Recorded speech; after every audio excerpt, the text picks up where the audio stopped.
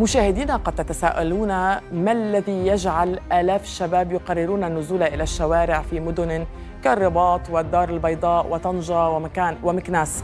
الجواب بسيط لكنه ثقيل، شعور عميق بالتهميش ورغبة في التغيير. هذا ما يقوله الشباب المغاربة الذين نزلوا إلى الشوارع للاحتجاج. احنا دابا كنشوفوا كانت وقفة غادي تكون هنا وقفة اللي هي سلمية ضد كاع الواحد ما عارفين كاع شنو هي الصفه ديالو، شنو هي الصفه ديالو باش يجي يقيسني. كاين واحد ما عنده حتى شي صفه باش يجي يقيسني. كاين العنف والقمع. إبيليبسي بجوج. السلم انا ماشي ضد السلطه، علاش بغينا ضد السلطه. مرحبا بكم فيديو جديد. هذا الفيديو هذا التوبيك ماشي ديال الشانل ديالي وما كنتش باغي نديرو حيت ما كيعجبنيش هادشي اللي فيه الحقره والصداع والمشاكل. الصراحه كنحاول ندير محتوى ايجابي وترفيهي اللي نبدلوا فيه الجو كاملين ديال الدنيا اصلا اللي هي مرونه كامله اللي تجي تشوف، ولكن ما شفت هادشي اللي طاري الصراحه تحركت فيه شي حاجه ما قدرتش نبقى جالس وكنشوف هادشي. كان خاصني انا نقول شي حاجه وندوي على هذا الموضوع هذا حيت بصفتي مغربي وكيعنيني هذا الموضوع كما كيعني اي مغربي كيف ما كان واخا يكون عايش في اي بلاد. كيبقى المغرب بلادنا وهذا الموضوع كيعنينا كاملين وخصنا ندويو عليه ضروري. ولكن قبل ما ندير هذا الفيديو درت بحث وخديت استدلالات من مصادر اللي موثوقه. يعني هادشي اللي غادي نقول في هذا الفيديو راه ما جايبوش من راسي. كما كتعرفوا الاجيال ولا جينيراسيون عندهم اسماء مختلفه. كاين بيبي بومرز، جين اكس، جينيراسيون واي اللي هما ميلينيومز، وكاين جينيراسيون زد. وهاد الاجيال كيتقاسوا بالفئات العمريه ديالهم، بحال اللي مزيود بينات 1995 و2010 كيتحسب من جينيراسيون زد.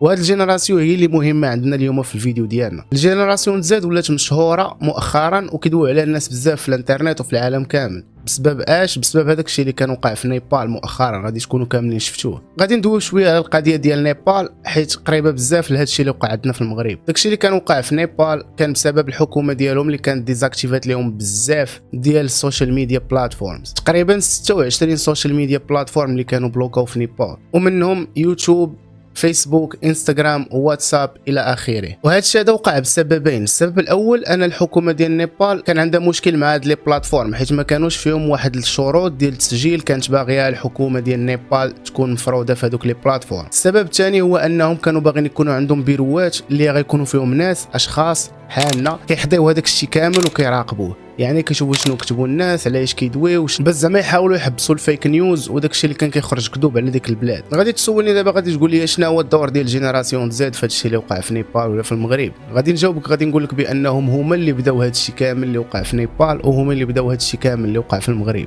ملي كانوا تحبسوا لي سوشيال ميديا على الناس في نيبال كانوا ديك الساعه بداو كيخدموا بفي بي انز وكانوا ولاو كيدخلوا للديسكورد وكيديروا فيه سيرفرز. ديسكورد هو واحد ابليكاسيون اللي كتقدر تجمع فيها انت وصحابك وتجلسوا بحال جالسين في شي روم عادي، تقدروا ديروا سيرفر وتهضروا فيه وماشي ضروري خاصو يكون مراقب ولا شي حاجه. يعني احسن من واتساب واللي كيقدروا يتكونيكطاو فيه غير 4 5 الناس ولا ما عرفتش شحال. مثلا الانستغرام كتقدروا ديروا ابل نتوما 4 ولا 5 ولا 6 ما عرفتش شحال، ولكن ما غاديش تكونوا بزاف وتقدروا كاملين تطلعوا بكاميرا في نفس الوقت وتقدروا ديروا تشات بيناتكم وتقدروا تصايبوا بروجيات بيناتكم كاع واخا يكونوا جرافيك ديزاين ولا فيديو اديتين ولا اي حاجه. المهم اللي ما كيعرفش الديسكورد خاصو يمشي ويتشيكي هاد الابليكاسيون حيت الديسكورد لي ابليكاسيون زوينه بزاف. جينيراسيون زد كانوا داروا بوز كبير بالموفمنت ديالهم حيت تبقاو تيديروا الجروبات في الديسكورد كيف ما قلنا وكيصايبوا تما الميمز وكيصايبوا بوستس اللي كانوا كبروا هاد الموفمنت. واللي كان كيعني الامر في لي جينيراسيون الاخرين حتى هما انضموا ليهم قرروا بانهم يديروا واحد الموفمنت مجموعي. في نفس الوقت اللي كان واقع المظاهرات في نيبال، المغرب حتى هو كانت شي واحد المظاهره في اكادير نهار 14 سبتمبر على واحد السبيطار اللي كانوا كيموتوا فيه الناس وكانوا كيجيو ليه العيالات باش يولدوا كيموتوا. هادشي كان طاري عند الناس في اكادير من سنين وعياو وخرجوا يطالبوا بالحقوق ديالهم اللي ما فيها حتى شي عيب. بغاو يكونوا عندهم مستشفيات حسن، بغاو يكونوا عندهم تعليم ومدارس حسن، بغاو يكونوا عندهم فرص الشغل حسن. حيت حنايا الصراحه راك عارف السبيطارات ديالنا السيكوريتي كتوحل معاه، السيكوريتي كتلقى معاه مشكل باش دوز وتدخل تشوف الطبيب بعدا. هادشي اللي خلى وزير الصحه في ديك الجويه ديال اكادير يزور داك السبيطار ويشوف كيفاش القضيه باش يشوف واش زعما هادشي بصح اللي كيقولوا الناس، واش كاينين الناس كيموتوا تما، واش بصح ما كاينش راديوات، ما كاينش سكانيرات وداك الشيء فعلا اللي كاين. يعني هذا كان هو الهدف ديالهم، هو انهم يديروا واحد المظاهره اللي سلميه باش يجي شي واحد من الناس المسؤولين ويتكلف بهذاك الشيء. هذا الشيء هو اللي خلى الجينيراسيون زد في المغرب حتى هما يديروا نفس الحركه اللي كانوا داروا الجينيراسيون زد في نيبال.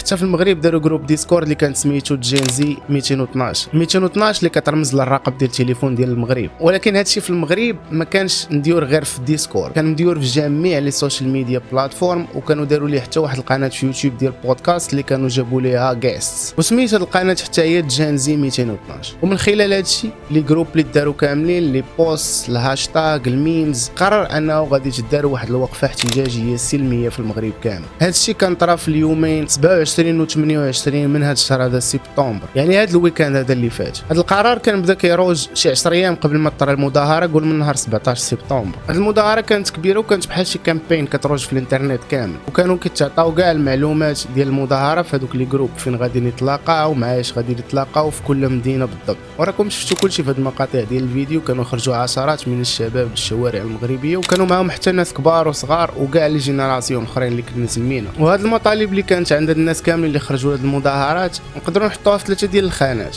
اول وحده اللي هي الصحه، ثانيا التعليم، ثالثا مجالات الشغل والناس فين يخدموا، وما تبقاش عندنا البطاله بزاف في المغرب، وهذا الشيء كامل من حق المواطنين المغاربه. وهاد الوقفه وهاد المظاهره كانت سلميه 100%. نخليكم مع شي لقطات من الفيديوهات. الشيء اللي كاين حنا نتواجدوا هنا، راه يلاه بدات الاصوات كتهضر، انفو كيتكلم شي واحد كيتهز في ستافيت كيتقمع وكيتعتقل. تحيه لكاع الحناجر المسموعه، تحيه لكاع هاد الشباب اللي حاضرين باش يحتجوا من اجل المطالب ديالهم المشروعه، تحيه لكل الشعب المغربي الحر والابي، الحرات الابيات. الشعب المغربي والشباب المغربي خرج باش يقول كفاني الفساد، بركه الله يجعل البركه، نحفدوا هاد البلاد.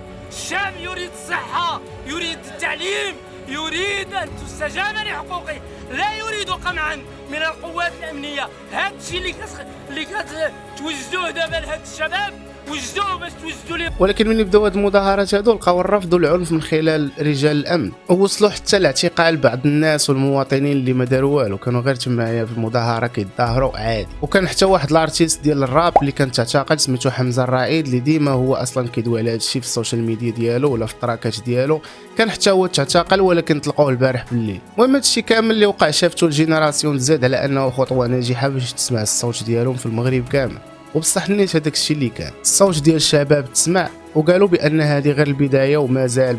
والجينيراسيون زد كيتبرؤوا من اي صور او مواقف كيتنشروا ضد الملكيه، حيت هما اصلا هذاك ماشي هو الهدف ديالهم. الهدف ديالهم هو كيطالبوا غير بالحقوق ديالهم، وبغاو شي حوايج اللي يتبدلوا، وهذا الشيء هذا من حقهم 100%. هذا الشيء اللي خلى الشباب ديال المغرب كاملين يبغيو يوصلوا الصوت ديالهم ويطالبوا الحقوق ديالهم. حيت الا جينا نشوفوا حنايا الصراحه بنادم ما خاصوش تما تيرانات جداد، وما خاصوش لي مول، وما خاصوش هذوك البلايص اللي ترفيهيين ويقدر يمشي لهم يخسر فيهم فلوس، حيت اصلا ما عندناش فلوس. نشوف في المغرب راه ما عندناش فلوس. بنادم باش يعيش في شي بلاصه نورمالمون خاصو تغطيه صحيه مزيانه، خاصو يخدم، خاصها تكون عنده الراحه النفسيه في العيش ديالو، ويكون عنده العيش الكريم. هادشي هو اللي كيطالب به المواطن المغربي ولا الجينيراسيون زاد. المغرب بلاد زوينه الصراحه، بلادنا وعزيزه علينا بزاف، ولكن خاصها بزاف ديال الخدمه. بلادنا بصح خاصها تغطيه صحيه مزيانه، خاصها تعليم يكون فابور ويكون موفر لاي واحد في حال ويكون حتى هو مزيان، وخاص توفير مناصب الشغل لاي واحد بلا ما يكون باك صاحبي ولا تعزل ولا هذا تيعرفني داكشي علاش خدمته. وهذا الشيء كامل ما كرهناش نشوفوا بلادنا احسن ونكونوا فخورين بها اكثر،